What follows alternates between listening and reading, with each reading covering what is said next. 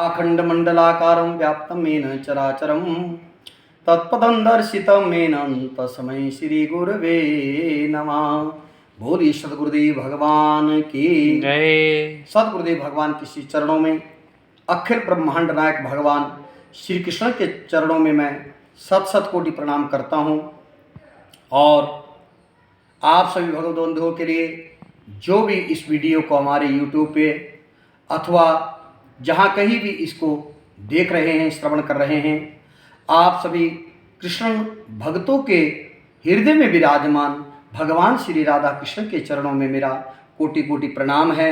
और भगवत बंधुओं, मैं पंडित मदन लाल दुर्वासा आप सभी भक्तों के लिए भगवान कृष्ण जन्माष्टमी की बहुत बहुत हार्दिक शुभकामनाएं, बधाइयाँ एवं आशीर्वाद प्रदान करता हूँ।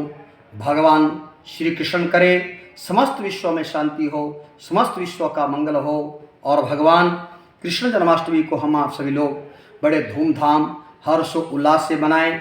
विगत 2 वर्षों में जैसा कि आप लोग जानते हैं, कोरोना काल में आकर के हम आप सभी भगवत बंधु भगवान कृष्ण जन्माष्टमी को धूमधाम से नहीं मना पाए।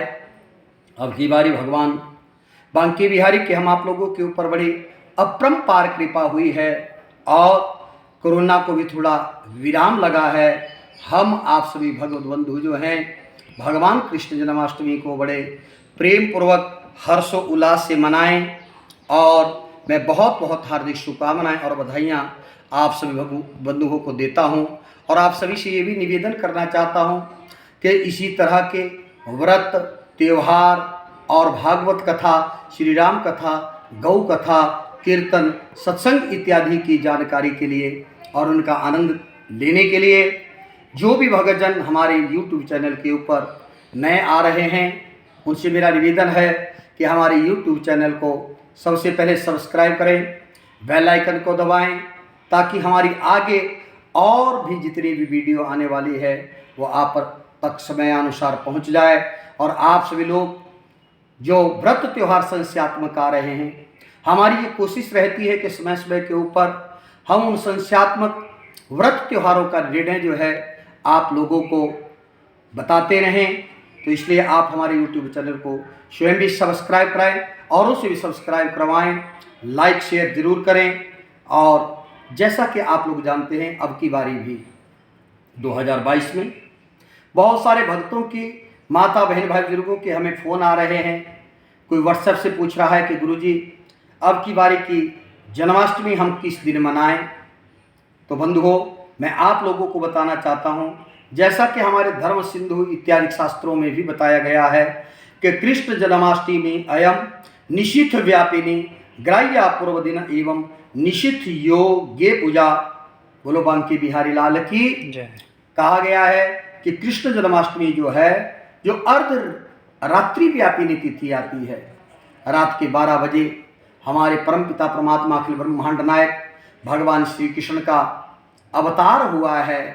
और लिखा गया है कि रात्रि के 12 बजे के समय में अष्टमी तिथि होनी चाहिए, भले ही पूर्व दिन में सप्तमी तिथि क्यों ना हो। और विशेषकर हमारे उत्तरी भारत में मथुरा, वृंदावन इत्यादि में तो अर्धरात्रि को अष्टमी तिथि को ग्रहण नहीं करते हैं। उधर रिवाज है कि जब भगवान का अवतार हो जाता है तो उसके दूसरे दिन भले ही अष्टमी हो या नवमी तिथि आए तो वहाँ पर नंदोत्सव ज़्यादा मनाया जाता है। पर हमारे उत्तरी भारत में पंजाब, हिमाचल प्रदेश, जम्मू कश्मीर, हरियाणा, दिल्ली, राजस्थान इत्यादि के राज्यों में ये पहले से ही प्रचलन है और हमारी ये रिवाज है और हमारा ये नियम है कि हम अर्ध रात्रि व्यापिनी तिथि के बीच में जब भगवान का अवतार हुआ है उस दिन ही जन्माष्टमी को मनाते हैं। और बहुत सारे शास्त्रों का ये निर्णय भी है कि महाराज अवश्यमेव ही अष्टमी रात को 12 बजे जिस दिन आए उसी दिन अष्टमी को मनाना भी चाहिए। अर्धरात्रि व्यापिनी तिथि अष्टमी होनी चाहिए, जैसा कि भविष्य पुराण में भी वर्णन आता है। गते अर्धरात्रि समय शुपते सर्वजने निशे भद्रे मासे शीते पक्षे अष्टम्यां ब्रह्मरक्षयुजे सर्वग्रह शुभे काले प्रसन्न हृदयांशया आविरासम निजेनेव रूपेण ही अवनीपते।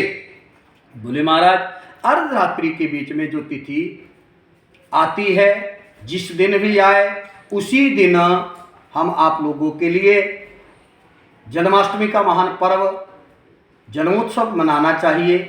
तो कई लोग ये भी कहते हैं कि महाराज रोहिणी नक्षत्र का होना भी, भगवान का जैसे जन्म रोहिणी नक्षत्र में हुआ है, तो रोहिणी नक्षत्र दूसरे दिन आ रहा है, उस दिन नक्षत्र नहीं आ रहा है।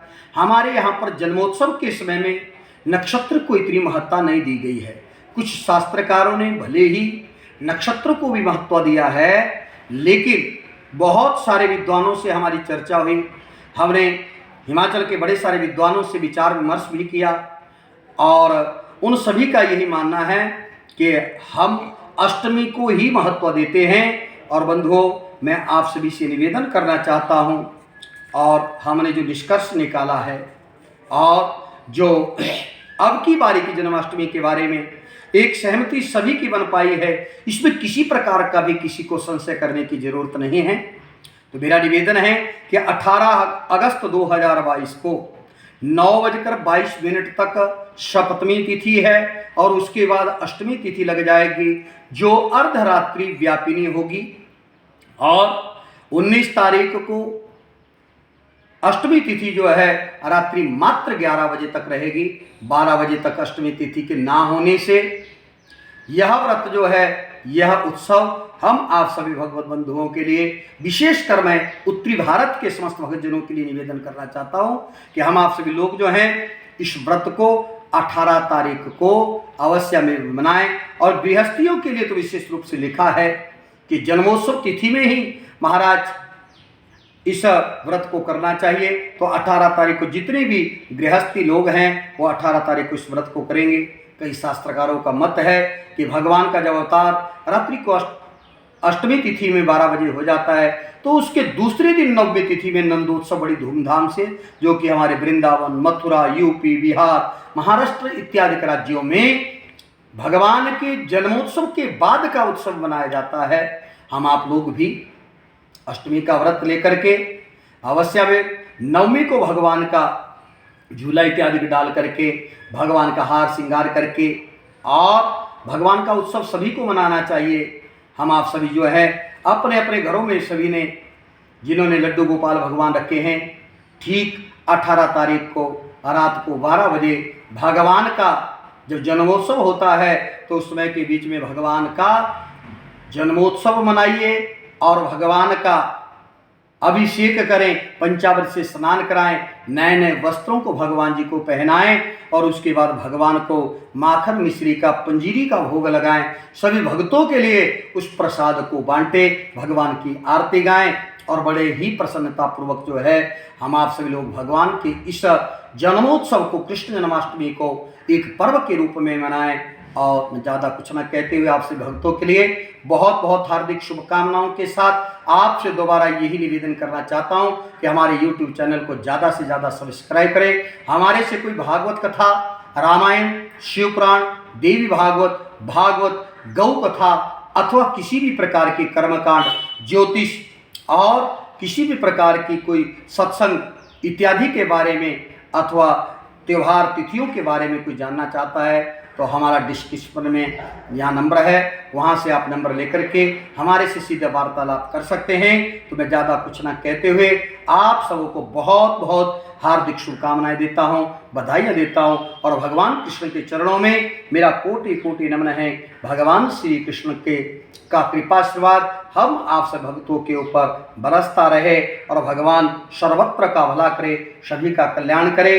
इसी मंगल के साथ सर्वे भवन्तु सुखिनः, सर्वे सन्तु निरामया, सर्वे भद्राणि पश्यन्तु, माँ कश्चित् दुख भाग भवेत्। आप सभी भक्तों को बहुत बहुत हार्दिक शुभकामनाएं, बधाई एवं आशीर्वाद। जय श्री राम, जय श्री कृष्णा, जय श्री राधे।